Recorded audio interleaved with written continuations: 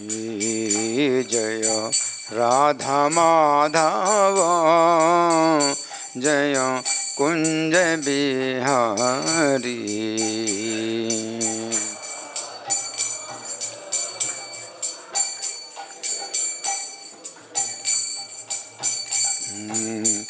जय गोपी जन वल्लभ जय गिरिवर धारी।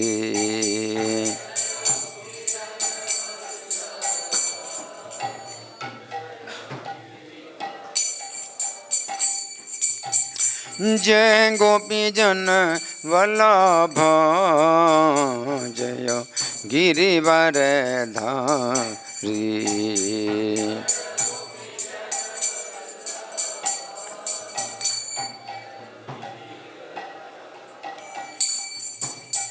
जय यशोदानंदन जय ब्रज जन रंजन।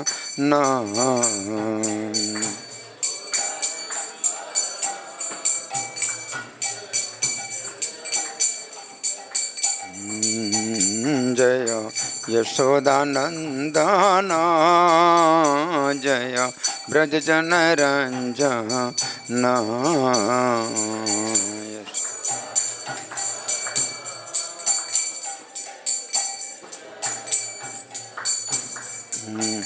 जय यमुना तीरा बनचरी जय कुंज बिहारी।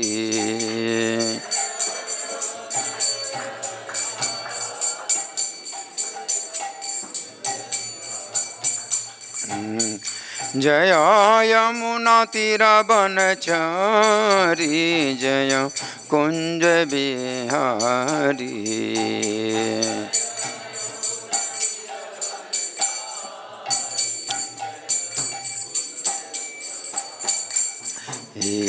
जय राधा माधव जय कुंज बिहारी।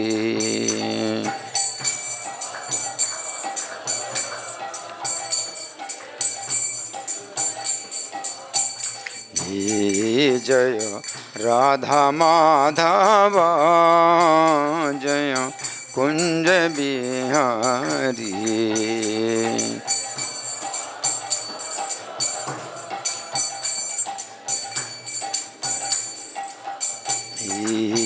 निताय गौर हरि बोल हरि बोल हरि बोल हरि बोल।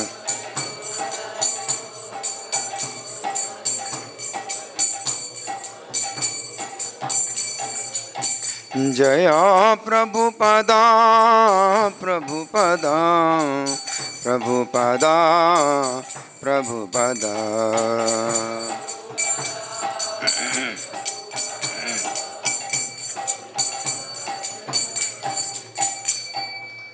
जय ओम विष्णुपाद परमहंस परिव्राजकाचार्य अष्टोत्तर श्री श्रीमद् डिवाइन ग्रेस अभय चरणारविंद भक्ति वेदांत स्वामी श्रील प्रभुपाद की जय। नित्य लीला प्रविष्ट इस्कॉन फाउंडर आचार्य saviour of the whole world Srila Prabhupada की जय। नामाचार्य हरिदास ठाकुर की जय।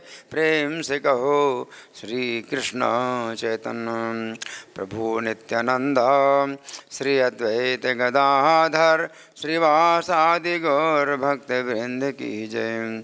श्री श्री राधा श्याम सुंदर ललिता विशाखा गोप गोपिका श्याम कुंड राधा कुंड गिरि गोवर्धन की जय। श्री श्री गौनताही की जय। श्री श्री कृष्ण बलराम की जय। समवेत भक्त वृंद की जय। अनंत कोटि वैष्णव वृंद की जय।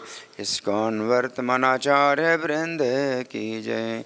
Gaura Premanandi all glories the assembled devotees, all glories the assembled devotees, all glories the assembled devotees, all glories to Sri Guru and Gauranga. Om Namo Bhagavate वासुदेवाय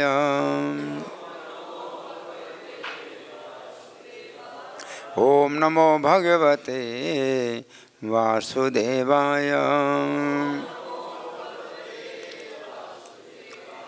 ओम नमो भगवते वासुदेवाय।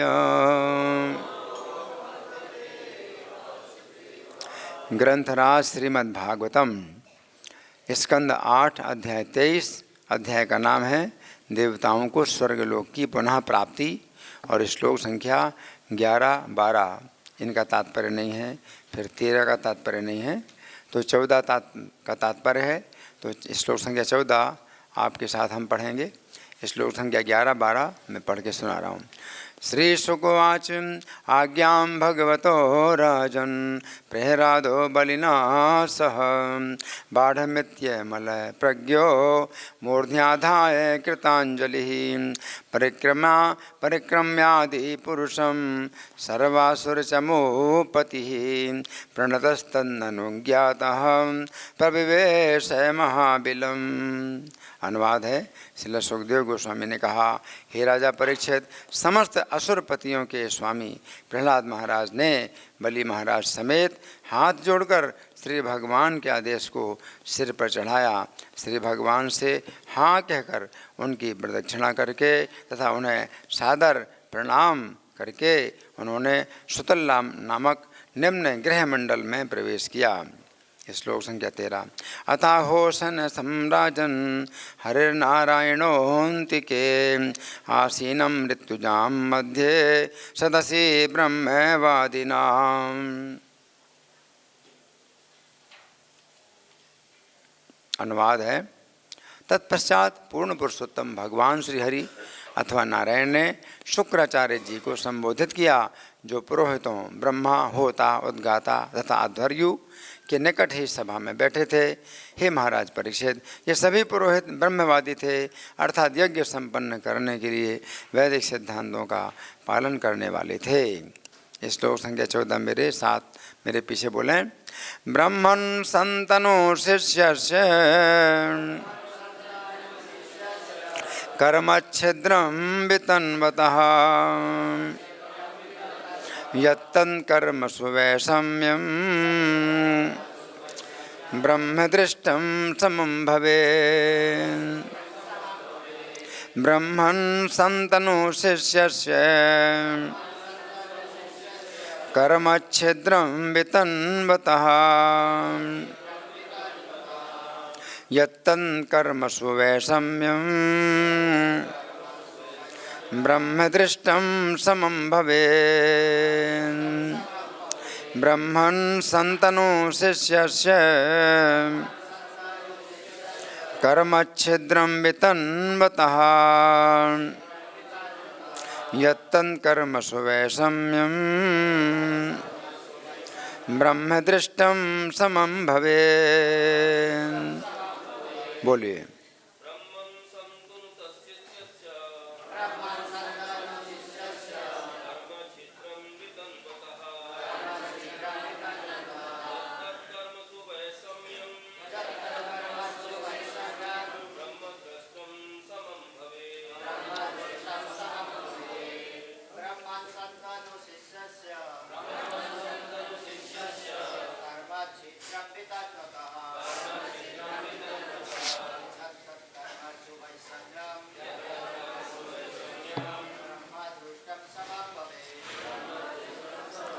वैष्णव देवियाँ,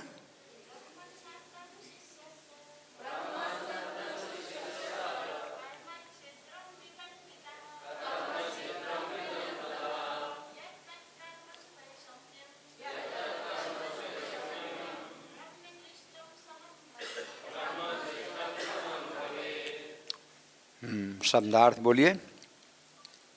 ब्राह्मण, हे ब्राह्मण, संतनो कृपया वर्णन करें।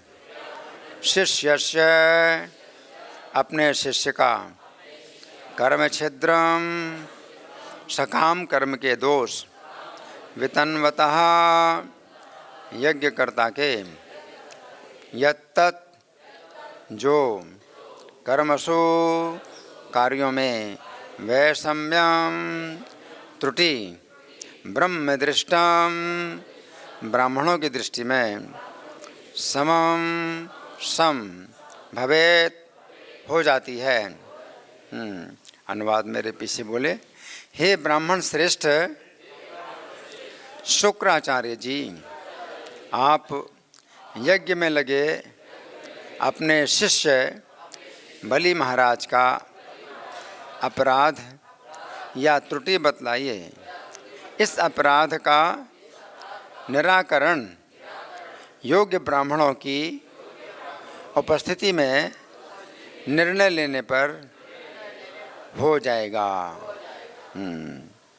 तो तात्पर्य पढ़ने से पहले कथा वस्तु हम समझेंगे। कथा वस्तु चल रही है कि भगवान वामन देव बलि महाराज के यज्ञ में आए हैं, है ना, और उन्होंने जो दान मांगा, 3 पग पृथ्वी का दान मांगा, तो उसमें भगवान ने जो है बलि महाराज के तीनों लोग अपने 2 पगों से ही नाप लिए, और तीसरा पग जो है, तीसरे पग के लिए भगवान जो है बलि की निंदा करते हैं, कि तीसरा पग तुम कैसे करोगे, तुम्हारा जो सत्य है वो नष्ट हो गया, अब तुम जो है असत्य के भागी बन गए।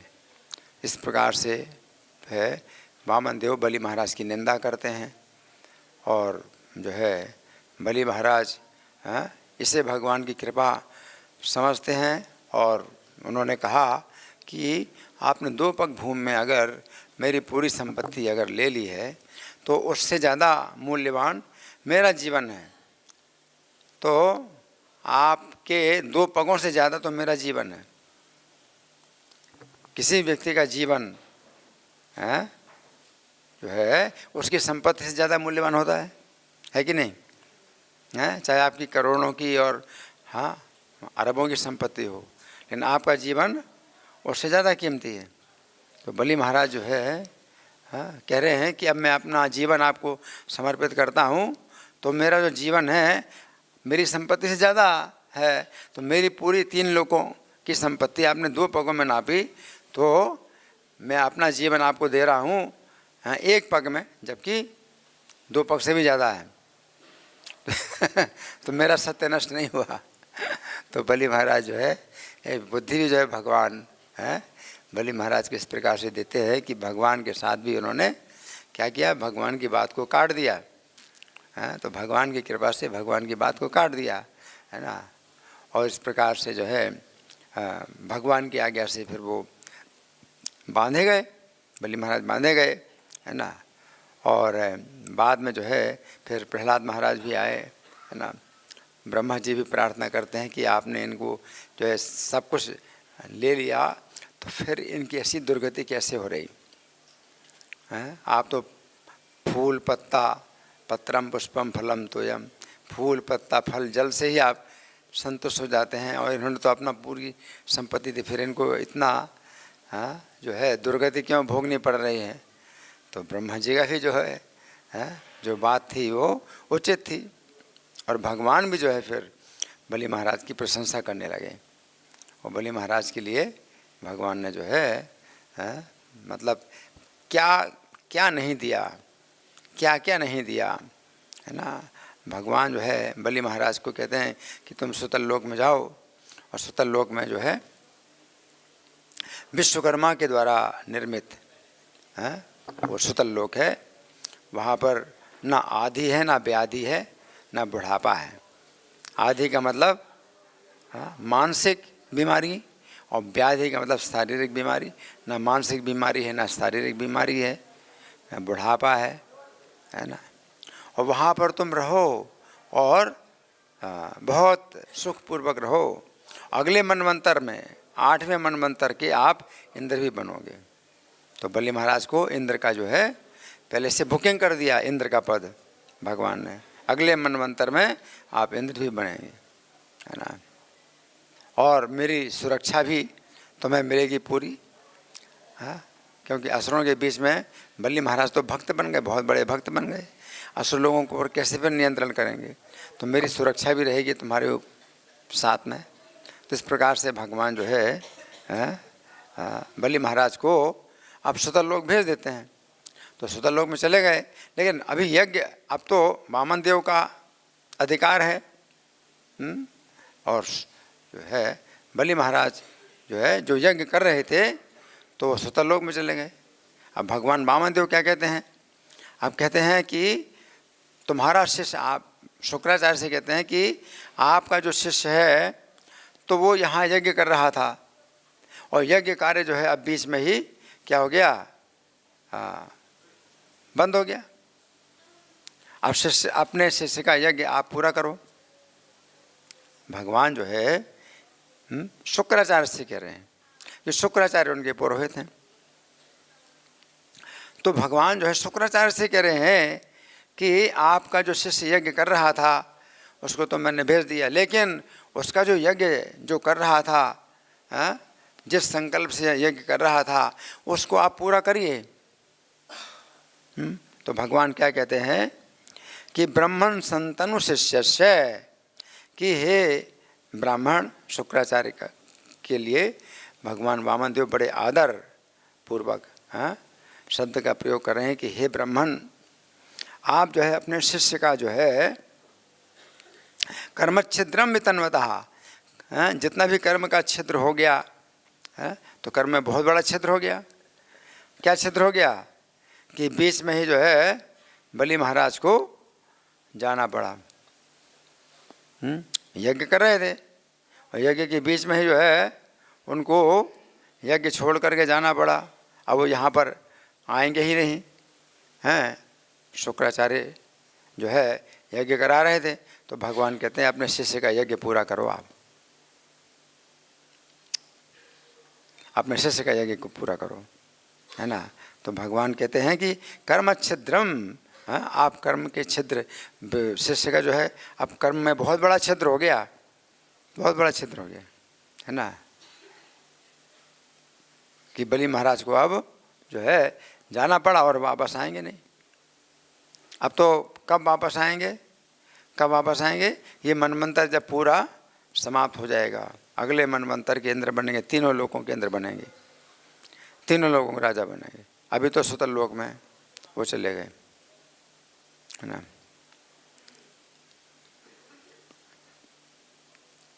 ये मनवंतर अभी कितना पड़ा है, इस मनवंतर में बलि महाराज ने इंद्र का पद ले लिया था, लेकिन इंद्र के पद से जो है उनको उतार करके भगवान ने उनको सुतल लोक में भेज दिया, है ना। अब इंद्र जब बनेंगे तब इस स्थान में आएंगे। तो कितना समय है, एक मनवंतर 30 करोड़ साल का होता है।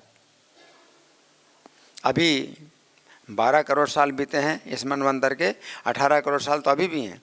और जिस समय बलि महाराज को भगवान ने बांधा था तो उस समय तो और ज़्यादा समय बचा था। कितना समय बचा था हम नहीं जानते, नहीं 18 करोड़ साल से ज़्यादा वर्ष बचे। तो इतने 18 करोड़ साल से भी ज़्यादा वर्षों के बाद अब बलि महाराज आएंगे, तो यज्ञ तो क्या हो गया, बीच में रुका हुआ है। तो भगवान शुक्राचार्य से कहते हैं कि आप जो है अपने शिष्य का जो यज्ञ है वो पूरा करिए। तो भगवान का ऐसा स्वभाव है, भगवान का ऐसा स्वभाव है कि भगवान जो है कोई किसी भी कार्य को जो है अधूरा नहीं रहने देते। भगवान की ऐसी जो है इच्छा रहती है कि उनके कारण जो है कोई भी कार्य जो है अधूरा ना रहे। तो अभी तो अधूरा हो गया, यज्ञ जो है बिल्कुल अधूरा है। यज्ञ में तो कितना कितना जो है तैयारियां की जाती हैं और सामग्री एकत्र की जाती है और क्या क्या जो है उसकी विधियां होती हैं, सब बीच में जो है क्या हो गया, सब कुछ ख़त्म हो गया। तो बड़ा एक प्रकार से ये अनिष्ट लग रहा है, अशुभ लग रहा है कि तो अच्छा नहीं। जैसे मान लो शादी हो रही और शादी के बीच में ही मान लीजिए कि लड़की का शरीर छूट जाए ये लड़के का शरीर छूट जाए तो शादी का जो है फिर माहौल कितना बिगड़ जाता है। यहाँ पर जो है बलि महाराज को एक प्रकार से मतलब बंधन प्राप्त हो गया। अब उनका जो है इस स्थान का अधिकार ही नहीं रहा। अब वो यहाँ से एकदम उनको जो है भेज दिया गया। तो भगवान क्या कहते हैं, ब्रह्मण संतनु शिष्य से कर्म छिद्रम वितन्वतः। आप पुरोहित हैं उनके, आपका शिष्य का वो जो कर्म है तो उसमें तो बहुत बड़ा छिद्र हो गया है ना। तो आप क्या करो, यत् तत्कर्मसु वैषम्यम ब्रह्म दृष्टम समम भवेत्। अब बलि महाराज नहीं है तो शुक्राचार्य कहेंगे ये मेरा शिष्य ही नहीं है, अब मैं यज्ञ कैसे करूं। जो यजमान होता है तो उसके उपस्थिति में ही तो यज्ञ होता है। यज्ञ का कोई भी कार्य होता है तो जो यज्ञ कराने वाला यजमान है तो उसके होने पर ही तो होगा यज्ञ। अब बलि नहीं रहे, बलि तो चले गए और अब लौट के आएंगे नहीं, तो यज्ञ उनका कैसे मैं पूरा करूं। तो भगवान क्या कह रहे हैं, यत्तत् कर्मसु वैषम्यम ब्रह्म दृष्टम समम भवेत्। कि कर्म में जो भी विषमता होती है तो ब्रह्म दृष्टम, तो ब्राह्मण की दृष्टि से वो फिर समान हो जाती है। जो भी विषमता हुई कर्म में ब्राह्मण की दृष्टि, आप ब्राह्मण, आप बड़े योग्य ब्राह्मण हैं। तो भगवान जो है शुक्राचार्य को बहुत आदर दे रहे हैं, है ना। अब हम सुनेंगे प्रभुपाद तात्पर्य में क्या लिखते हैं। श्रील प्रभुपाद की जय। जब बलि महाराज तथा प्रहलाद महाराज सुतल लोक के लिए रवाना हो गए तो भगवान श्री विष्णु ने शुक्राचार्य जी से पूछा कि बलि महाराज में वो कौन सा दोष था जिसके कारण उन्होंने उन्हें शाप दे दिया था। तो प्रभुपाद जो है दूसरी बात भी यहाँ उठा रहे हैं कि शुक्राचार्य ने शाप दे दिया था बलि महाराज को, है ना। तो उसमें क्या था कि जिस समय भगवान वामन देव 3 पग भूमि मांग रहे थे और बलि महाराज जो है सोच रहे थे कि ये वामन देव को जो है अकल नहीं है, मांगने की अकल नहीं है, मेरे जैसे दानी के पास आकर के 3 पग भूमि मांगे, है ना, तो मेरे लिए भी बड़ी लज्जा की बात है, मेरा भी इसमें बड़ा अपमान हो रहा है। और इनको भी जो है अपना स्वार्थ का पता नहीं है, 3 पग भूमि से फिर क्या होगा, आगे फिर आवश्यकताएं, बहुत सी आवश्यकताएं होंगी तो फिर मांगना पड़ेगा। तो बलि महाराज सोच रहे हैं कि वामन देव जो है अपने स्वार्थ में जो है स्वार्थ की अकल नहीं है, इनको 3 पग भूमि मांग रहे। तो कह रहे हैं कि आपका जो है जैसे आप बालक हैं ऐसे आपकी बुद्धि भी बालकों की तरह है, आप 3 पग भूमि मांग रहे हैं, मैं तो जो है पूरा द्वीप भी दे सकता हूँ। तो आप इतना मांगो कि फिर आगे किसी से मांगने की आवश्यकता ना पड़ रही है। और वामन देव कहते हैं कि नहीं नहीं, ब्राह्मण अगर 3 पग भूमि से संतुष्ट नहीं होता है तो फिर जो है उसको आप 1 द्वीप दे दोगे तो 7 द्वीप चाहेगा, और आप 1 लोक दे दोगे तो 3 लोक चाहेगा। तो भगवान वामन देव ने बलि महाराज को संकेत कर दिया कि अगर मैं संतुष्ट नहीं हूँ तो आप जितना दोगे उससे भी संतुष्ट नहीं होऊंगा मैं। तो बलि महाराज फिर जो है चुप हो गए। बलि महाराज ने फिर आगे बात नहीं कही, ठीक है 3 पग भूमि ले लो। उनका यही कहना था, अगर आप सोचते हो कि मैं संतुष्ट नहीं हूँ तो आप जितना भी दोगे उससे भी संतुष्ट नहीं होऊंगा मैं। फिर बलि महाराज तो ठीक है, अब संकल्प जब कर रहे हैं दान का तो शुक्राचार्य ने रोका, और शुक्राचार्य भगवान के सामने ही भगवान का पूरा क्या कर रहे हैं, भंडा फोड़ कर रहे हैं कि 3 पग का मतलब क्या होता है। तो शुक्राचार्य कहते हैं कि ये जो है विष्णु है, ये विष्णु है, ये कोई सामान्य ब्राह्मण नहीं है, और इंद्र के पक्ष में ये कार्य कर रहे हैं, इंद्र के पक्ष से। ये तुम्हारा जो है पूरा 3 लोक 2 पगों में नाप लेंगे, हैं, तो तुम वैसे भी तुम पूरा नहीं कर पाओगे, इनके 3 पग पूरा नहीं कर पाओगे। तो असत्य तो वैसे भी फिर तुमको लगेगा, तो उससे अच्छा है कि अभी ही तुम मना कर दो कि मैं नहीं दूंगा। तो तुम्हें जो है जो वचन दिया कि जो कुछ मांगोगे मैं दूंगा, तो वचन तो तुम्हारा टूट जाएगा। तो वचन तो वैसे भी टूटना है, और उसमें क्या होगा, तुम्हारा सब चला भी जाएगा तो भी जो है तुम पूरा नहीं कर पाओगे। उससे अच्छा है कि अपनी सब संपत्ति की रक्षा कर लो, वचन तोड़ दो, अपना सत्य वचन तोड़ दो। शुक्राचार्य ऐसा कहते हैं। और बलि महाराज ने मतलब उस समय शुक्राचार्य के वचनों का आदर जरूर किया, हाँ, लेकिन फिर भी अपनी बात जो है मतलब प्रस्तुत की कि हम सत्य से विचलित नहीं हो सकते और मुझे सत्य का पालन करना है, चाहे जो कुछ भी हो जाए, मैं जो है इनको 3 पग भूमि दूंगा। तो शुक्राचार्य जो है बलि महाराज को शाप दे देते हैं। शुक्राचार्य बलि महाराज को शाप दे देते हैं कि तुम जो है बहुत घमंडी हो और तुम जो है अपने गुरु की बात नहीं मानते हो, तो मैं तुम्हें शाप देता हूँ कि तुम जो है अपनी पूरी संपत्ति से जो है विहीन हो जाओ। शुक्राचार्य ने शाप दिया, है ना। और बलि महाराज जो है बिल्कुल विचलित नहीं हुए। और बाद में जब भगवान वामन देव ने 2 पगों में ही पूरी संपत्ति नाप ली बलि महाराज की, तो वामन देव ने भी निंदा की और इस बात को भी उठाया कि ये जो है इतना घमंडी है, इसने अपने गुरु की बात भी नहीं मानी। अब शुक्राचार्य बलि के पक्ष में बोल रहे हैं और भगवान का जो है एक प्रकार से निंदा कर रहे हैं, भगवान की निंदा कर रहे हैं कि विष्णु जो है तो या खुद तो कुछ लेगा नहीं, इंद्र को दे देगा, इंद्र के लिए ये मांग रहे हैं, है ना।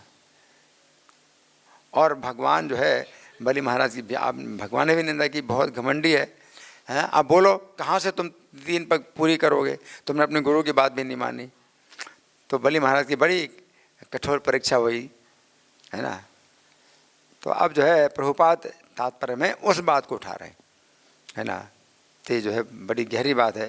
प्रभुपाद कह रहे हैं कि शुक्राचार्य जी से पूछा श्री विष्णु ने कि बलि महाराज में वो कौन सा दोष था जिसके कारण उन्होंने उन्हें शाप दे दिया था। ये तर्क किया जा सकता है कि जब बलि महाराज उस स्थान से चले गए थे तो उनके दोषों का निर्णय कैसे किया जा सकता था, है ना। मतलब प्रभुपाद ये कह रहे हैं कि अब बलि महाराज जब चले गए, अब कर्म के दोषों का निर्णय क्या किया जाए, क्योंकि अब कर्म ही नहीं रहा। कर्म के दोष का निर्णय तो तब किया जाता है जब कर्म को पूरा किया जाए। अब कर्म तो पूरा ही नहीं हुआ, जब कर्म पूरा ही नहीं हुआ तो अब उसमें दोष की बात ही क्या है ना। दोष की बात तो तभी होती है ना जब कर्म पूरा किया जाए, किसी प्रकार से पूरा हो, तो फिर उसमें भाई क्या दोष रहा। लेकिन कर्म तो बीच में ही जो है क्या हो गया, कैंसिल, सब कुछ कैंसिल हो गया, है ना। क्योंकि यज्ञ जो है जब तक पूरा नहीं किया जाता, उसका अवभृत स्नान तक जो है पूरी विधि का पालन ना किया जाए, तब तक वो कर्म फिर क्या हो जाता है, वो बिल्कुल 0 हो जाता है। इसमें फिर वो नहीं होता है कि भाई 10% हुआ, 20% हुआ तो कुछ फल मिलेगा, नहीं, कुछ फल नहीं मिलेगा।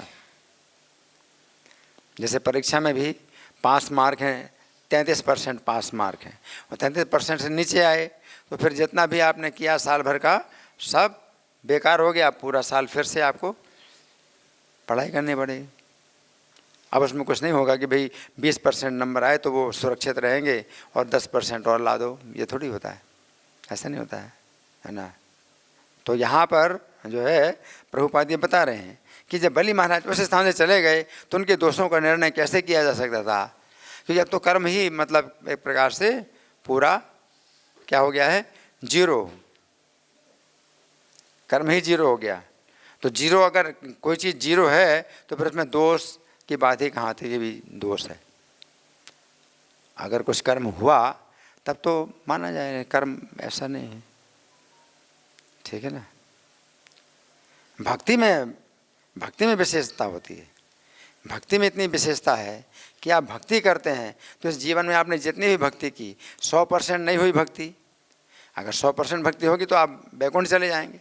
तो 100% भक्ति नहीं हुई तो कितनी परसेंट हुई, 2% भक्ति हुई, तो 2% भक्ति आपकी जो है सुरक्षित रहेगी। अगले जीवन में आपको वो 2% भक्ति जो है प्राप्त हो जाएगी, बनी बनाई प्राप्त हो जाएगी, आपको कुछ करना नहीं पड़ेगा। और जितना परसेंटेज आप बढ़ाएंगे तो 2% और बढ़ाए तो अगले जीवन में आपको 4% भक्ति मिल गई। 2% आपकी पिछले जन्म की थी, वो बनी बनाई थी, और 2% आपने और बनाई तो 4% भक्ति होगी। तो भक्ति में इतनी सुविधा है कि जितने भी आप नंबर लाए तो वो जो है आपके सुरक्षित रहते हैं, और नंबर अगले जीवन में और नंबर लाओगे तो वो भी जुड़ते जाएंगे। तो ये भक्ति में है। लेकिन यज्ञ में तो ऐसा नहीं है, किसी प्रकार के यज्ञ में ऐसा नहीं है, दूसरी प्रकार की विधियों में ऐसा नहीं है, है ना। तो यहाँ पर प्रभुपाद ये बात बता रहे हैं कि ये तर्क किया जा सकता था कि जब बलि महाराज उस स्थान से चले गए तो उनके दोषों का निर्णय कैसे किया जा सकता था कि भाई इसमें आप कुछ दोष का सुधार किया जाए। वो तो जीरो हो गया, सब कुछ जीरो हो गया।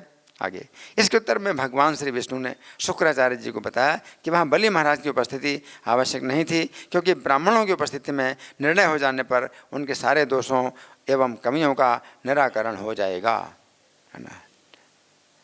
तो ये जो है ब्राह्मणों की शक्ति, यहाँ प्रभुपाद जो है समझा रहे हैं कि भगवान जो है ब्राह्मण को जो है इतना अधिकार दे रहे हैं, आखिर तो भगवान ही सबसे बड़े अधिकारी हैं। तो भगवान शुक्राचार्य जी को इतना बड़ा अधिकार दे रहे हैं कि अपने शिष्य का जो है अब आप जो है कर्म पूरा कर सकते हैं।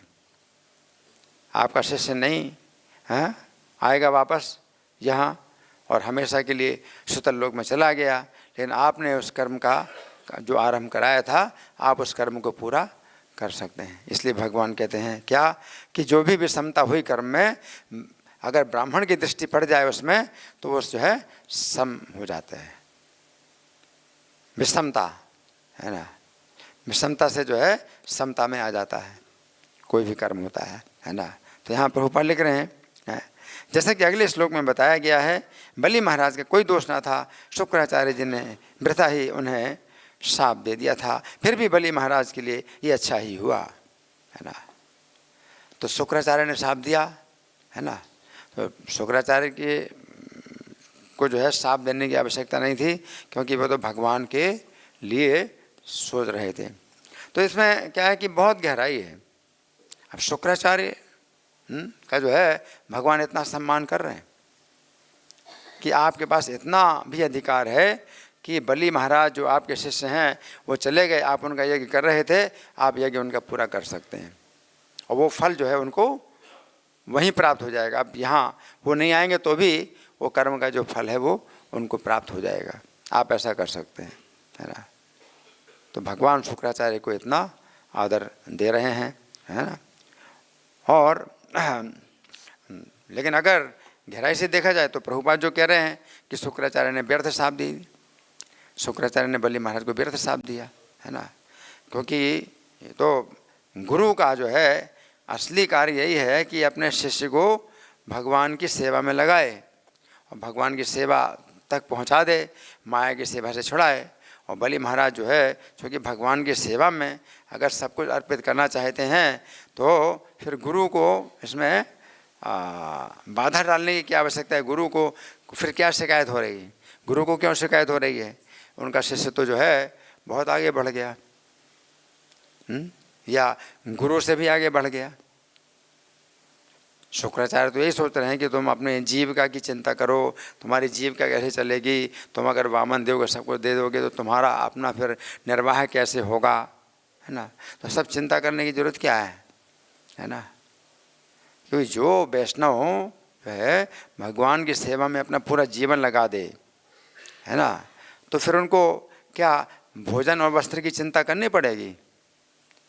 फिर भोजन वस्त्र की चिंता करना व्यर्थ है जिन्होंने अपना पूरा जीवन भगवान की सेवा में लगा दिया। तो शुक्राचार्य फिर क्यों चिंता कर रहे हैं कि बलि महाराज सब कुछ अगर भगवान को दे देंगे तो फिर उनको जो है अपने निर्वाह के लिए क्या बचेगा, है ना। तो प्रत्येक बात में जो है बड़ी गहराई है, बड़ी गहराई है। शुक्राचार्य जो कह रहे हैं बलि महाराज को शाप दे रहे हैं तो इसमें भी उनका जो है बलि महाराज के प्रति बहुत अच्छी भावना है, बहुत अच्छी भावना है। क्योंकि प्रैक्टिकल देखा जाता है, प्रैक्टिकल में देखा जाता है भैया आप अपना पूरा घर, मान लीजिए अपना पूरा घर ही आप दे दो इस्कॉन को, है ना, तो आप कहाँ रहोगे। तो वो जो है एक व्यवहारिक जो है प्रश्न बनता है।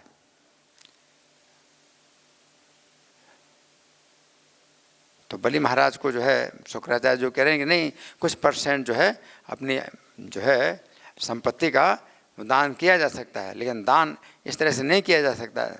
दान इस तरह से नहीं करना चाहिए कि अपने निर्वाह के लिए ही कुछ ना बचे।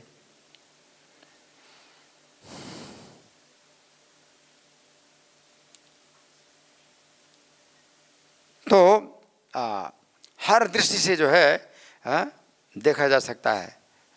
तो बलि महाराज के पक्ष में भी शुक्राचार्य सोच रहे हैं और शुक्राचार्य इस प्रकार से बोल रहे हैं कि नहीं ऐसा मत करो, है ना। और भगवान भी जो है शुक्राचार्य के पक्ष में भी मतलब बोले कि ये घमंडी है, अपने गुरु की बात नहीं मानी इसने। तो फिर बाद में भगवान बोले कि देखो शुक्राचार्य ने साप दे दिया तो भी ये सत्य से विचलित नहीं हुआ, और मैंने भी इसकी निंदा की और छल पूर्वक जो है धर्म का वर्णन किया तो भी सत्य से विचलित नहीं हुआ, है ना। तो मतलब क्या है, परीक्षा में 100% नंबर आ गए।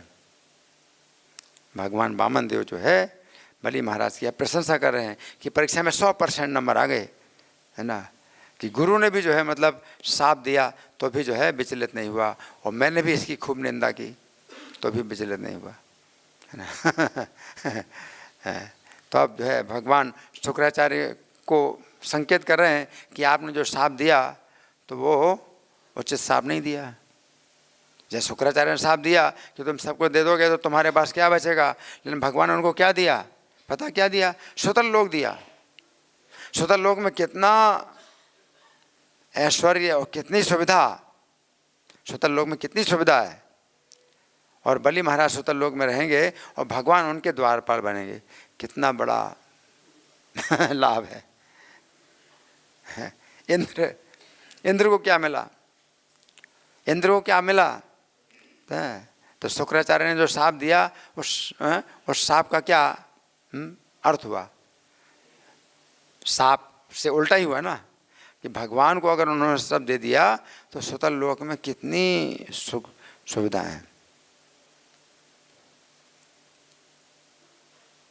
इंद्र को जो है तीनों लोगों का जो है संपत्ति मिल गई, लेकिन इंद्र के मन में फिर भी क्या है, बहुत प्रकार के अनर्थ भरे हुए हैं, और आधी का मतलब मानसिक तनाव, इंद्र के दिमाग में कितना मानसिक तनाव फिर भी बना रहे थे। और बलि महाराज के लिए सुतल लोक दिया जहाँ की कोई ना तो मानसिक बाधा होगी ना शारीरिक बाधा होगी, और भगवान स्वयं रक्षा कर रहे हैं। जिनके द्वार पर भगवान स्वयं रक्षा करें तो इसकी क्या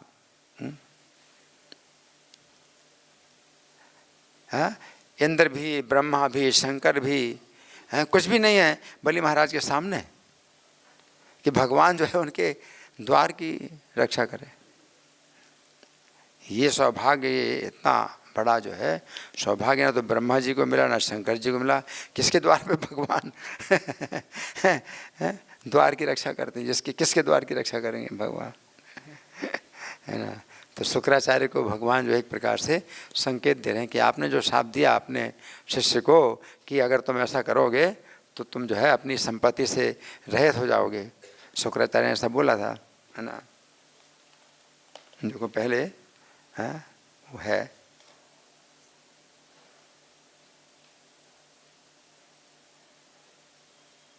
देखो एकदम से आ गया, देखो वही बहुत आश्चर्य है।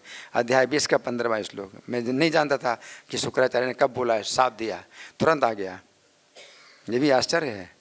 अध्याय 20 का श्लोक संख्या 15, ये अध्याय 23 चल रहा है ना, अध्याय 20 के श्लोक संख्या 15 क्या कहते हैं कि यद्यपि तुम्हें कोई ज्ञान नहीं फिर भी तुम विद्वान बन रहे हो, इतने धृष्ट होकर तुम मेरे आदेश का उल्लंघन करने का तो साहस कर रहे हो, मेरी आज्ञा का उल्लंघन करने के कारण तुम शीघ्र ही सारे ऐश्वर्य से विहीन हो जाओगे।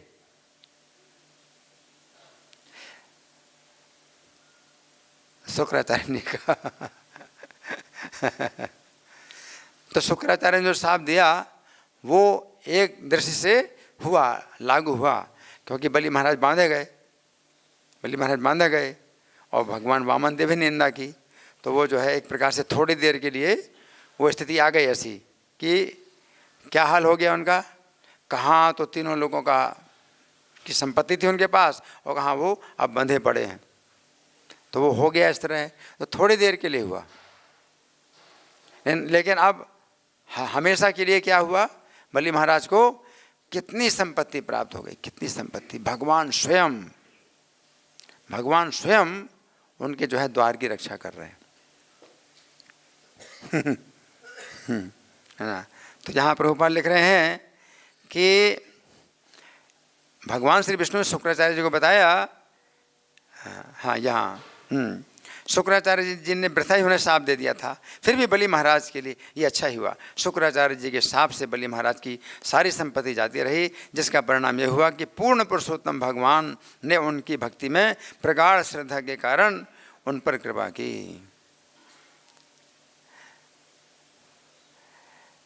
तो ये बहुत बड़ी जो है परीक्षा होती है और इसका फल बहुत बड़ा मिलता है।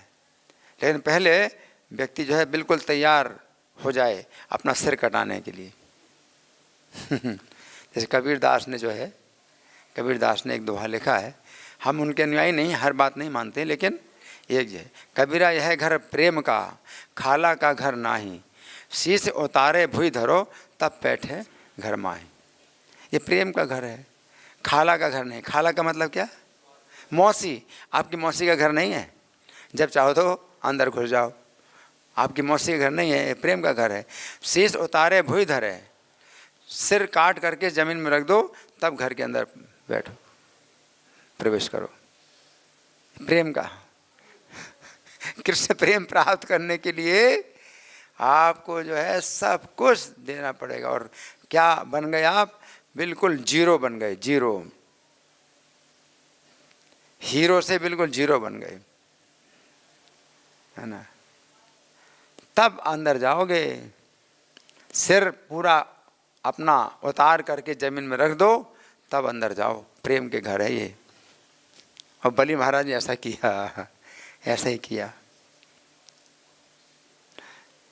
सत्य के नाम पर किया। अभी वो भक्त नहीं है, अब तो महाभागवत हो गए, लेकिन पहले भक्त नहीं थे। लेकिन सत्य पर जो है चलिए, सत्य की रक्षा करूंगा मैं।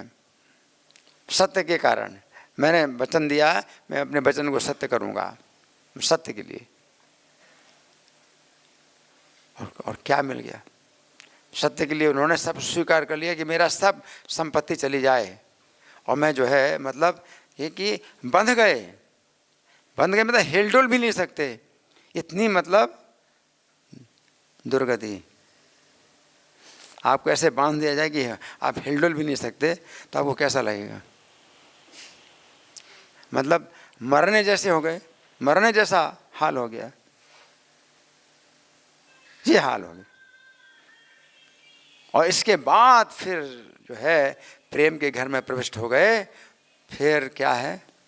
मस्ती ही मस्ती, फिर तो मस्ती ही मस्ती है ना। क्या मतलब चीज़ है भगवान का प्रेम है। प्रेम पाने के लिए आपको जो है सब कुछ, कुछ भी नहीं, अकिंचन, आप अकिंचन हो जाएं। अकिंचना भक्ति, भक्ति में जो है आप अकिंचन होगा। अकिंचन का मतलब क्या है? किंचन माने कुछ, और ना आ का मतलब नहीं, मतलब कुछ भी ना रहे आपके पास। सब कुछ जो है आपने भगवान को दे दिया, आपके पास कुछ नहीं रहा। उसके बाद फिर भगवान भी कैसे होते हैं? भगवान भी अपना सब कुछ देते हैं, उनके पास भी कुछ नहीं रहता। देखो वामन देव, उनके द्वारपाल बन खड़े हैं। अब भगवान के पास क्या है? कुछ नहीं है, सब कुछ बलि महाराज का है। प्रेम में ये होता है, आप अपना सब कुछ दो, आपके पास कुछ ना रहे, तो भगवान क्या करेंगे? भगवान भी अपना सब कुछ आपको देंगे और भगवान के पास भी कुछ नहीं रहेगा। ये प्रेम ये प्रेम की स्थिति है। यहाँ जो है 10% 20% का हिसाब नहीं होता है। वैसे तो ये है कि भाई 10% दो, शुरुआत में ही कहते हैं भाई 10% दो, अपनी आमदनी का 10% दो। हाँ, तो भक्ति इस तरह से होती है, शुरू होती है। लेकिन प्रेम की स्थिति में क्या होता है? आपके पास कुछ भी ना रहे, तब भगवान से आपका लेना देना होता है, तब भगवान के साथ आपका लेना देना है। तो भगवान लेना देना नहीं मंजूर करते, फिर भी वो आपकी भक्ति में आप उन्नति कर रहे हैं, लेकिन प्रेम नहीं प्राप्त कर सकते। जब तक कि आप सब कुछ ना दे दें, है ना। तो यहाँ प्रभुपाद लिख रहे हैं आगे, निस्संदेह भक्त को सकाम कर्मों में लगने की आवश्यकता नहीं होती, जैसा कि शास्त्र का कथन है, सर्वार्णम अच्युतेज्या, श्रीमद् भागवतम 4:31-14, है ना। तो सकाम कर्म, है ना। तो पहले बलि महाराज जो है सकाम कर्म ही कर रहे थे, और ये जो यज्ञ था वो सकाम कर्म ही था उनका, है ना। लेकिन इसी में जो है वामन देव ने मतलब उनको जो है ये मांग करके, 3 पग भूमि मांग करके हैं, और जो है सब कुछ ले करके उनको जो है क्या दे दी, भक्ति दे दी अपनी। उन्होंने सोचा नहीं था, बलि महाराज ने सोचा नहीं था कि इतनी बड़ी चीज़ उनको मिलने वाली है। प्रहलाद महाराज महाभागवत, तो 12 महाभागवतों में जो है एक प्रहलाद महाराज हैं, तो पूरी सृष्टि में ऐसे 12 महाजन हैं, उनमें एक प्रहलाद महाराज है। और प्रहलाद महाराज के पुत्र बलि महाराज हैं का नाम उस लिस्ट में नहीं था, लेकिन उनका भी नाम उस लिस्ट में आ गया, केवल इतनी से ही कि वो सत्य के जो है कारण, उन्होंने सत्य की रक्षा के लिए उन्होंने सब कुछ भगवान को दे दिया। भक्ति नहीं है, सत्य के कारण दिया, है ना। तो सोचा भी नहीं था कि इतनी बड़ी संपत्ति उनको, भक्ति की संपत्ति प्राप्त होगी। तो यहाँ प्रभुपाद लिखते हैं कि तथैव सर्वार्णम अच्युतेज्या, श्रीमद् भागवतम 4:31-14, अच्युत भगवान की पूजा करके हर एक को प्रसन्न किया जा सकता है। तो अब क्या है कि बलि महाराज को अब कोई यज्ञ करने की आवश्यकता नहीं है ना। तथैव सर्वार्णम अच्युतेज्या, है ना। श्लोक कैसा है वो, जो शुरू से कैसा श्लोक होता है वो, तथैव सर्वार्णम अच्युतेज्या यथा तरोर्मूल निषेचनेन तृप्यन्ति तत्स्कंद भुजोपि शाखा प्राणोपि हाराच्च यथेन्द्रियाणाम तथैव सर्वार्णम अच्युतेज्या। यथा तरोर्मूल निषेचनेन, जैसे वृक्ष के मूल का सिंचन करने से वृक्ष की तना तृप्यंत स्कंद भुजोपि शाखा, और तना और भुजा, वृक्ष की भुजा और उपशाखाएं सब जो है तृप्त हो जाती हैं। प्राणों पे हाराचा यथेन्द्रियाणाम, और जिस प्रकार से भोजन करने से जितनी इंद्रियां हैं वो संतुष्ट हो जाती हैं। तथैव सर्वार्णम अच्युतेज्या, उसी प्रकार से जो है भगवान की पूजा में सब कुछ लगा देने से जो है सब कुछ सबको प्रसन्न किया जा सकता है। तो बलि महाराज ने इस यज्ञ में जो है, यज्ञ का कार्य तो बंद हो गया, लेकिन भगवान वामन को जो है सब कुछ दे करके अब वो यज्ञ जो है मतलब बंद हो गया, तो उसका कुछ भी नुकसान नहीं है, उसमें कुछ भी नुकसान नहीं। यज्ञ बंद हो गया, इसमें कुछ भी नुकसान नहीं, क्योंकि भगवान को सब कुछ दे दिए, तो अब जो है सबकी संतुष्टि हो गई, सबको आपने प्रसन्न कर लिया।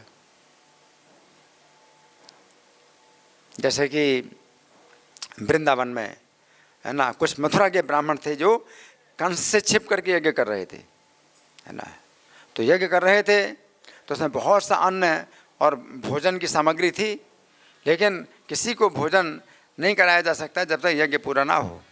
यज्ञ की पूर्ति के बाद फिर भोजन कराने की विधि है कि सबको भोजन कराओ। लेकिन बीच में ही जो है श्री कृष्ण ने अपने सखाओं को भेज दिया कि उन ब्राह्मणों को बोलो कि कृष्ण बलराम जो है भूखे हैं और जो है भोजन मांग रहे हैं। अब ये बड़ी परीक्षा थी उनकी, ये बड़ी परीक्षा थी। इतना बड़ा यज्ञ कर रहे हैं और जो है यज्ञ की विधि जो है जब तक पूरी नहीं किसी को भोजन दें तो यज्ञ जो है वो दूषित हो जाएगा। लेकिन कृष्ण बलराम अगर मांग रहे हैं तो फिर जितना भी यज्ञ है सब कुछ जो है कुछ भी नहीं है उनकी संतुष्टि के कारण अगर उनको दे दें तो इतना बड़ा सिद्धांत जो है वो कौन समझ सकता है। जो यज्ञ करने वाले हैं उनके दिमाग में नहीं जाएगा ये, क्योंकि वो तो उसी विधि में ही जो है मतलब पूरे सतर्क हैं कि विधि किसी भी प्रकार से विधि में कमी ना आए। कोई जरा सी कमी हो गई तो यज्ञ पूरा फल जो है सब चला जाएगा। लेकिन जो उनकी पत्नियां थी, ब्राह्मणों की पत्नियां, उन्होंने सोचा कि हमारे जो है कृष्ण बलराम हैं वो भूखे हैं तो हमें पतियों की भी आवश्यकता नहीं है, हमें अपने पतियों की ना, हमें यज्ञ की आवश्यकता ना, पतियों की आवश्यकता है है ना, और वो बिना अपने पतियों की आज्ञा के थाली भर भर करके ले गई, कृष्ण बलराम को दिया। तो वो जो है, हाँ, उनको जो क्या मिल गया, उनको जो क्या मिल गया, कृष्ण बलराम की प्रसन्नता मिल गई, है ना। फिर वो ब्राह्मण लोग जो है पछताते ही रहे, पछताते रहे, और वो मौका उनको अब मिला ही नहीं कि कृष्ण बलराम की सेवा कर पाते। वो यज्ञ का ही उस फल में जो है वो आसक्त रहे, यज्ञ के फल में आसक्त रहे, कृष्ण बलराम की भक्ति, कृष्ण बलराम की सेवा का सौभाग्य नहीं प्राप्त हुआ। और बलि महाराज हैं, उनका यज्ञ जो है बंद हो गया, सब बंद हो गया। अब जरूरत क्या है यज्ञ करने की। उसी यज्ञ के बीच में भगवान ने जो है उनसे सब कुछ ले लिया, और भगवान के चरणों में अब जो है वो बंध गए, भगवान के चरणों से बंध गए। तो बस और क्या चाहिए, ये बंधन भगवान की सेवा से बंध गए। भगवान ने उनके ऊपर पूरा अधिकार कर लिया। तो भगवान जो है हमारे जीवन पर पूरा अधिकार कर लें कि हमें जरा भी स्वतंत्रता ना रहे, तो कितना बड़ा सुख है, कितना बड़ा सुख है। तो बलि महाराज कितना बड़ा सुख प्राप्त हुआ। तो प्रभुपाद बता रहे हैं, तथैव सर्वार्हणम अच्युत यज्ञा। आगे, अच्युत भगवान की पूजा करके हर एक को प्रसन्न किया जा सकता है। क्योंकि बलि महाराज ने पूर्ण पुरुषोत्तम भगवान को प्रसन्न कर लिया था, अतएव उनके यज्ञ करने में कोई कमी नहीं थी। अब देखिए शुक्राचार्य का जो है मतलब ऐसे रोल कुछ इस तरह का लगता है कि भगवान के विरुद्ध चल रहे हैं, भगवान के विरुद्ध चल रहे हैं। असुरों के गुरु हैं तो भगवान के विरुद्ध चल रहे हैं। और शुक्राचार्य जो है हिरण्यकश्यप के भी गुरु थे, हिरण्याक्ष भी गुरु थे। और उनकी शिक्षा के अनुसार हिरण्यकश्यप भी जो है सब उल्टे काम कर रहा था, है ना। और भगवान के हाथों मारा गया। तो शुक्राचार्य जो है चुपचाप चले भी गए, फिर वहाँ उस स्थान में रहे नहीं। शुक्राचार्य जो है, प्रहलाद जो है भक्ति कर रहा था, और हिरण्यकश्यप जो है सोच नहीं पा रहा कि अब क्या करूं।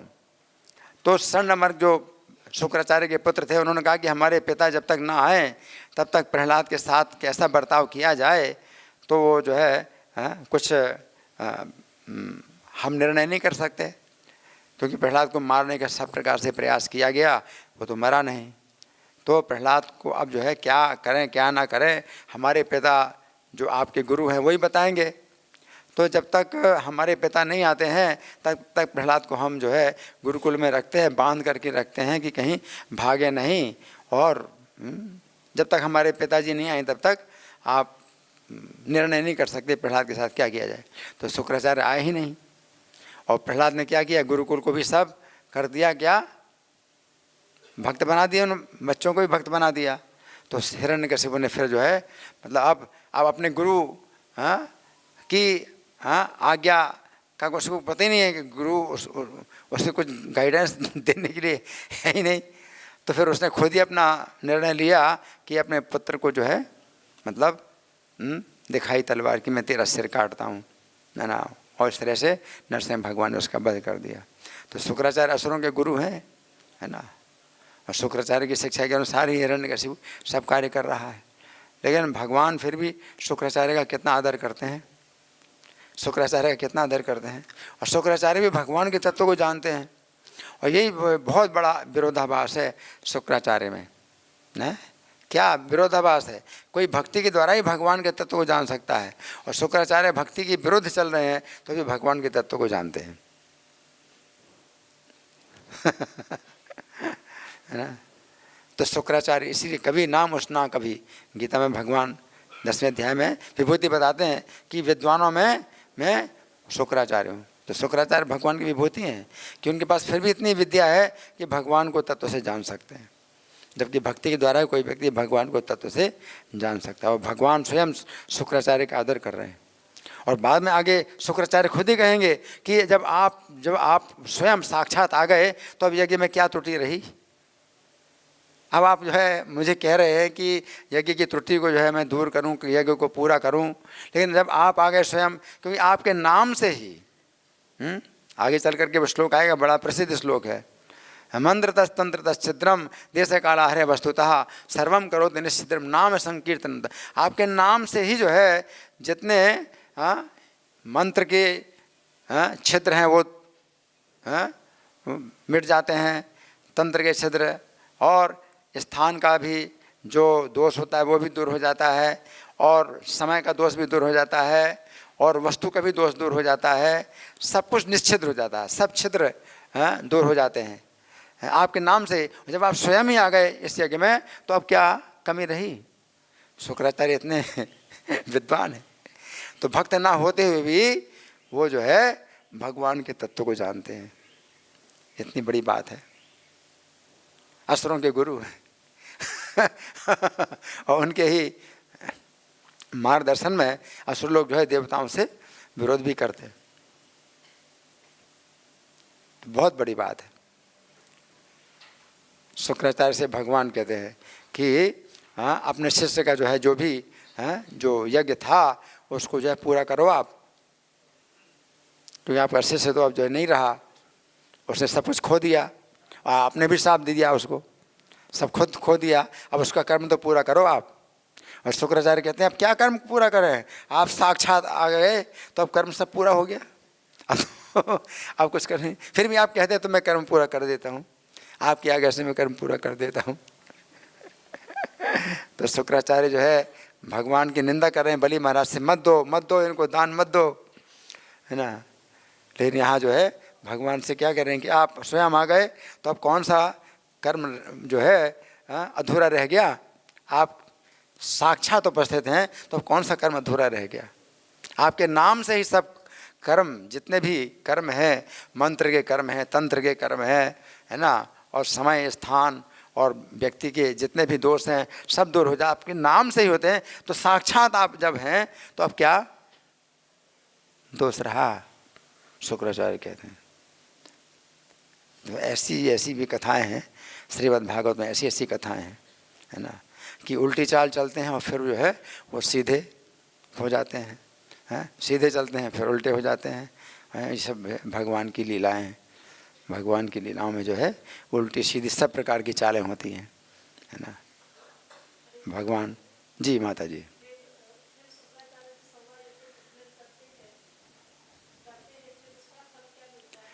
माता जी पूछ रहे हैं कि शुक्राचार्य फिर जो यज्ञ करते हैं उसका क्या फल मिलता है। अब क्या फल मिलेगा, मतलब तो अब तो कुछ भी जरूरत ही नहीं। जैसे मान लो सूर्य का प्रकाश जब मिल जाता है तो ये आपके जितने भी बल्ब हैं जलते हैं सड़क के, उनका क्या जले या ना जले कुछ फर्क नहीं पड़ता। तो यज्ञ का आप फल क्या भी है, कुछ भी नहीं, जीरो। जब सूर्य नहीं होता है, रात्रि के अंधकार में बल्ब की रोशनी से कितनी रक्षा होती है, कितना अंतर पड़ता है कि बल्ब जलते हैं ना जले। और जब सूर्य का प्रकाश होता है, दिन की रोशनी, इस समय दिन की रोशनी है, अब आप 100 वाट का 1000 वाट का बल्ब जला दो, जले या ना जले क्या फ़र्क पड़ेगा, ठीक है ना। समझ, अभी पहले बात को समझो, समझ गई ना बात को, बात समझ गए ना कि मतलब कितनी, मतलब अब बलि महाराज को यज्ञ का फल मिले ना मिले उससे क्या अंतर पड़ेगा, उनको तो भगवान की भक्ति मिल गई, ठीक है जी। और कोई प्रश्न, एक सेकेंड नहीं, अब 2 प्रश्न, आप एक प्रश्न किया ना, अब दूसरे को मौका मिले ना, इनको बोलिए।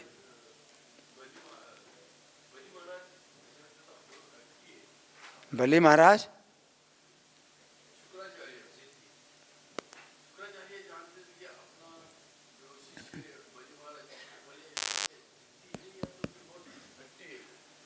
मानेगा नहीं, ये मानेगा नहीं।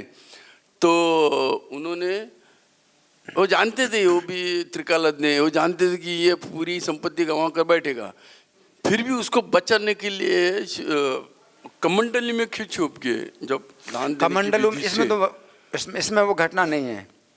कमंडलू में आ गए, तो शुक्राचार्य की आंख फोड़ डाली भगवान ने, वो भागवतम में ये वर्णन नहीं है, ठीक है। अभी हम भागवतम की चर्चा करते हैं। देखो भागवत कथा में जो है तरह तरह की बातें होती हैं, वो तो चल ही रही है। भागवत कथा के नाम पर क्या क्या बातें होती हैं। अभी हम भागवत की कथा में ही अगर सीमित हैं तो अभी हम उधर नहीं जा रहे हैं। अगर कहीं है किसी शास्त्र में तो फिर वो बताओ उस शास्त्र का, कि शुक्राचार्य उसमें गए, ठीक है आप कह रहे हैं। अभी भागवत कथा में कहाँ हैं हम, जो है इसमें ही चल रहे हैं, इसी में ही रहो ना। भागवतम कथा में नहीं है ये।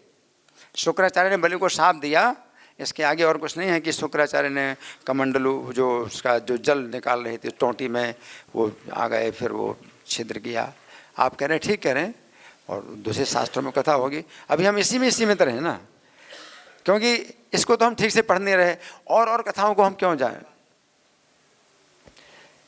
भागवतम क्लास में आप देखो प्रभुपाद ने कितना मतलब किया हमें। उन्होंने श्लोक दिया, श्लोक के शब्दार्थ दिए, अनुवाद दिया, तात्पर्य दिया, मूल श्लोक दिया, इसको समझो, ऐसे अध्ययन करो। तो इसमें अगर आप मतलब रहें तो इसमें ही आपको कितना अर्थ मिलेगा और कितना रस मिलेगा। तो ज़रूरत क्या है कि और बातों में जाएं। है, ऐसी बात नहीं है, आप गलत नहीं बोल रहे हैं, लेकिन ज़रूरत क्या है। अभी हम इसमें इस किताब में ही हम देखते हैं भागवतम के 8वें स्कंद में कहीं भी ऐसी बात नहीं, ठीक है ना। तो अच्छा तो यही है कि इसमें प्रभुपाद जो है कितना रस निकाल रहे हैं, इसमें ही आप जो है आप रहें। लेकिन इस किताब को रख कर के सामने, भागवतम को रख कर के सामने, और हम लोग जो है क्या करते हैं, इधर उधर की बातें कहाँ निकालते हैं। इसको तो पढ़ने नहीं, और लोगों को भी पता नहीं कि भाई इसमें क्या लिखा क्या नहीं लिखा।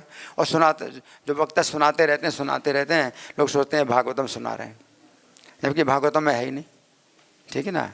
इस श्लोक का हिंदी पद्यानुवाद में पढ़ के सुना रहा हूँ। हिंदी पद्यानुवाद सुनिए बड़े ध्यान से, है ना। भगवान जो है शुक्राचार्य से कह रहे हैं, हे द्विजवर, ये शिष्य आपका यज्ञ में तल्लीन था। हे द्विजवर, ये शिष्य आपका यज्ञ में तल्लीन था। जो भी त्रुटि हो कहीं रही, जो भी त्रुटि हो कहीं रही, उसको पूर्ण देवें करा, उसको पूर्ण देवें करा। क्योंकि कर्म को करने में कहीं भूल चूक जो रह जाए, कहीं भूल चूक जो रह जाए, ब्राह्मण की कृपा दृष्टि पाकर ही सुधार वहाँ हो पाए, ही सुधार वहाँ हो पाए। भगवान शुक्राचार्य को ये बोल रहे हैं, और भगवान शुक्राचार्य को इतना आदर दे रहे हैं, और शुक्राचार्य फिर भगवान की क्या महिमा वर्णन करते हैं। शुक्राचार्य ने क्या जवाब दिया, वो भी जो है मतलब बहुत बड़ी चीज़ है कि शुक्राचार्य ने क्या जवाब दिया। भगवान कहते हैं कि अपने शिष्य का जो है यज्ञ कर्म पूरा करो, है ना। लेकिन शुक्राचार्य ने क्या बात कही है ना, कि आपके जब आप स्वयं आ गए तो अब जो है कौन सा कार्य है जो कि अधूरा रहा, कौन सा कार्य पूरा नहीं हुआ है। आपके नाम से ही हो रहा है, आपके नाम से इतना बड़ा कार्य हो जाता है कि किसी भी प्रकार का दोष नहीं रह जाता। जितने भी कार्य होते हैं, यज्ञ के कार्य हैं, जो भी हैं, भगवान के नाम कीर्तन, अंत में नाम कीर्तन हो जाए तो सब जो है दोष दूर हो जाते हैं। भगवान की पूजा के भी अपराध होते हैं, लेकिन नाम आप जो है नाम करते हैं हमेशा, तो भगवान की पूजा के भी जो अपराध हैं वो भी जो है सेवा के अपराध भी जो है दूर हो जाते हैं। लेकिन नाम का अपराध ना करो, है। नामनों पे सर्वश्रद्धो है पराधात पतत्य था, कि नाम इतना जो है मतलब है दयालु है, उसका अपराध करते हो तो फिर अधा पतन हो, फिर कहेंगे नहीं रहोगे नाम का। हरे कृष्णा प्रभु जी। जी दंडवत प्रणाम जी। उनके बलि महाराज कौन सी पास में बंधे हुए थे? बलि महाराज कौन सी पास में बंधे हुए थे? जो क्या कह रहे हैं, कौन से पास में बंधन, कौन से बंधन बंधे हैं? जी प्रभु। बलि महाराज कौन से बंधन बंधे? सत्य के बंधन बंधे थे, सत्य के बंधन बंधे, और सत्य के बंधन में बंध करके भगवान के चरणों में बंध गए। जो पास थी उसका नाम क्या था? मतलब ब्रह्म पास ऐसा कुछ? सत्य पास, वरुण पास, ऐसा समझ गए? सत्य के पास में बंधे थे। क्या कह रहे हो, कुछ समझ आ रहा है? आपकी बात क्या है, क्या पूछ रही है माता जी? ठीक है, बाद में पूछना। सत्य के पास में बंधे थे, और गरुड़ जी ने उनको जो है वरुण पास से बांधा, उनके शरीर को वरुण पास से बांधा। यही पूछ रही हो? तो वरुण पास जो है वो होता है, तो मतलब ऐसा पास कि आप हिल डुल नहीं सकते, ऐसा। हरे कृष्ण प्रभु जी। तो मेरा क्वेश्चन है कि जैसे वरुण पास में बने हुए थे वो, तो वो इतना कष्ट दे रहा है, और सामने उनके दादाजी बैठे हैं प्रहलाद महाराज, और इतने कष्ट के साथ, और वो भगवान वो एक ये क्या असुरयानियों में थे, मतलब दैत्य परिवार के थे, तब भी प्रणाम नहीं कर पा रहे, मतलब और इस तरीके से बांधा। तो इतना भगवान ने उनको वही तो शरणागत परीक्षा होकर है, कष्ट क्यों दिया? यही परीक्षा है। और भगवान फिर बाद में बलि महाराज की प्रशंसा करते हैं कि फिर भी जो है ये सत्य से विचलित नहीं हुआ, अपने सत्य से विचलित नहीं हुआ। उसने मतलब उसने अपनी संतुष्टि ही जो है मानी। बलि महाराज फिर भी संतुष्टि रहे कि मैंने अपना वचन पूरा कर दिया। 3 पग भूमि आपने जो मांगी थी वो मैंने आपका 3 पग भूमि पूरी कर दी। मैं अपने सत्य से मैं जो है मतलब मेरा सत्य नष्ट नहीं हुआ, मेरे सत्य की रक्षा हो गई। इस बात में वो संतुष्ट हैं, मेरे सत्य की रक्षा हो गई। और आप जो है आपके जो है अधीन मेरा पूरा शरीर है। अब आप जो है जो जैसा मारो भी राखो भी, जो इच्छा तुम्हारा नित्य दास प्रति तो वह अधिकारा। भक्ति विनोद ठाकुर कहते हैं, क्या कहते हैं? मारो भी राखो भी, जो इच्छा तुम्हारा। अब आप जो है मुझे आप मार दो, मेरी हत्या कर दो या मेरी रक्षा करो, जो तुम्हारी इच्छा है। नित्य दास प्रति तो अधिकारा, तुम्हारा अधिकार, नित्य दास के प्रति तुम्हारा पूरा अधिकार। नित्य दास, हम भगवान के नित्य दास बन जाएं। तो नित्य दास का मतलब है कि वो कभी सोचेंगे नहीं कि अब मैं सेवा से मुक्त हो जाऊं, हमेशा सेवा में बंधा रहूं। नित्य दास। और जीवेर स्वरूप हो नित्य कृष्ण नित्य दास। जीव का स्वरूप है कृष्ण का नित्य दास। अपना स्वरूप प्राप्त कर लिया उन्होंने सोचा नहीं था कि इतनी बड़ी उनको जो है स्थिति मिलेगी, इतना सौभाग्य उनको मिलेगा। इतना बड़ा सौभाग्य मिल गया उनको कि भगवान के नित्य दास हो गए वो।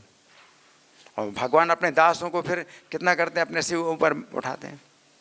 भगवान अपने दासों को अपने से ऊपर उठाते हैं, लेकिन वो बताते थोड़ी हैं कि तुम मेरे दास बनो तो मैं तुमको अपने से ऊपर उठाऊँ। आप पहले वही मैंने बताया कि सिर क्या था वो, कबीरा यह घर प्रेम का, खाला का घर नाही, शीश उतारे भुई धरे तब बैठे घर माए। अपना सिर जो है उतार करके ज़मीन में रखो तब अंदर जाना है। तो अपना सब कुछ जो भी अपना अहम है वो पूरा का पूरा जो है आप ख़त्म कर दो कि मैं आपका दास हूँ। और आप जो है अब जैसे पशु होता है ना, तो मालिक होता है, पशु की हत्या भी कर दे तो पशु कोई शिकायत नहीं करता, पशु की रक्षा करता है। हत्या कर दे तो हम जो है आपके ऐसे दास हो गए हैं कि आप चाहो तो हत्या करो और चाहे रक्षा करो, वो आपका पूरा अधिकार है। नित्य दास प्रति तो अधिकार आपका अधिकार है। और इसमें कितना सुख है। भगवान के लिए जो है कोई व्यक्ति ऐसा हर करे तो कितना सुख है। और नहीं तो हम माया की सेवा में तो बंधे हैं, और माया की सेवा में बंधे हैं, माया को भी अपना पूरा जीवन समर्पित करते हैं और माया की लातें भी खाते हैं। लेकिन भगवान जो है कितना फिर सुख प्रदान करते हैं अपने भक्त को, अपने दास को, वो बात है ना, ये समझने वाली बात है। धन्यवाद। ग्रंथराज श्रीमद् भागवतम की जय, श्रील प्रभुपाद की जय।